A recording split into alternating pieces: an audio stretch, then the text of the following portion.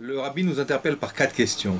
On ne comprend pas pourquoi la Géoula de Pessah, la délivrance de l'Égypte, de cette fête de Pessah, n'est-elle pas une délivrance éternelle?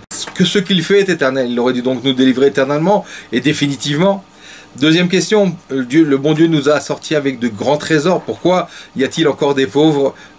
Troisième question, il y a marqué que ceux qui ont voulu sortir d'Égypte, c'est-à-dire les tzadikim de notre peuple sont sortis d'Égypte. Les Réchaïm sont restés et sont morts dans la plaie de l'obscurité, comme c'est marqué dans le Midrash, que 1/5 sont sortis d'Égypte. Alors comment se fait-il qu'à notre table, comme c'est marqué dans la Gada, se trouve aussi le rachat, le méchant? Dernière question, pourquoi cette Géoula nous est-elle proposé de telle manière qu'on doit le ressentir comme si aujourd'hui nous sommes sortis d'Égypte? Comment est-ce possible de penser qu'aujourd'hui nous sortons d'Égypte? Toutes ces questions se répondent en fait très simplement.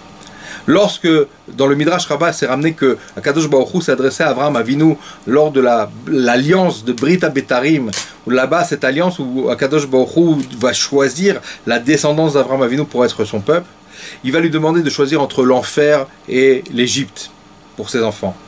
Question bizarre pour l'avenir d'un peuple. Et en fait, la réponse est très simple.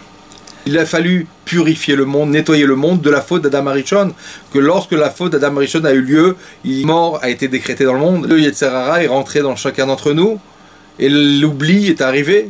Et donc, Kadosh Baruch Hu voulait, par le biais de Avraham Avinu, son serviteur, et sa descendance, rectifier cette faute d'Adam Arishon sur le plan mondial par le biais de la Torah des mitzvot. Pour mériter cette Torah, il fallait partir en Égypte. Et voilà, ce qui s'est passé, c'est que les choses ont mal tourné. Le Ham Israël est descendu plus bas que prévu, est arrivé à la 49e porte d'impureté, qui fait que Dieu a dû intervenir et les sortir in extremis. Pas parce qu'ils étaient tellement coupables, mais surtout parce que les Égyptiens les ont rendus encore plus méchants, ils nous ont pali que ce qui était prévu. C'est pour ça que les Égyptiens vont être punis.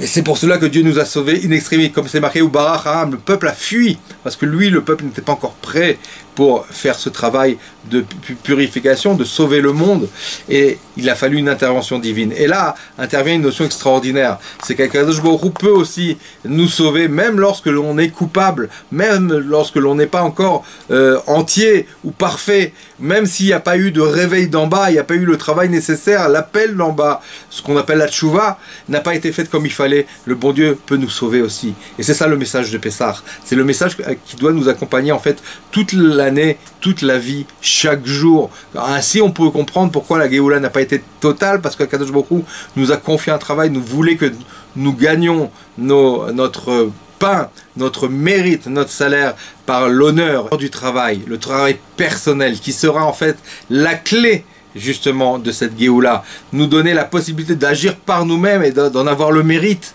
Et c'est pour ça qu'Akadosh Baruch Hu va nous sortir que d'une façon limitée, afin que nous puissions finir notre travail, ce pourquoi nous sommes descendus sur terre, d'amener la Géoula pour tout le Ham Israël, pour le monde entier, par justement le Binyan Bet Hamikdash, puisque la finalité de la sortie d'Égypte, c'était Matan Torah, et la finalité de Matan Torah, l'entrée en Israël, en terre d'Israël, et la finalité de rentrer en terre d'Israël, c'était la construction du Bet Hamikdash, la maison de prédilection d'Akadosh Baruch Hu, ce qu'on appelle Bet HaBechira, la maison du choix.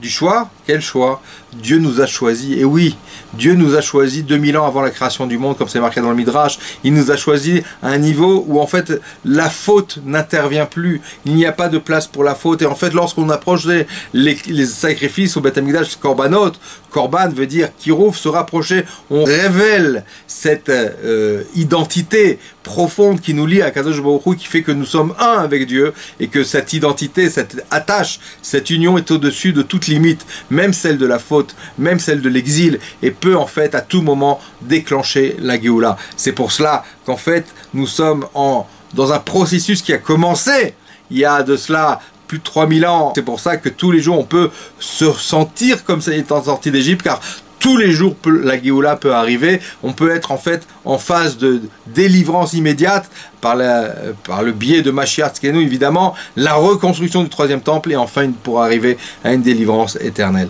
Pessah, Kasher, Vesamer.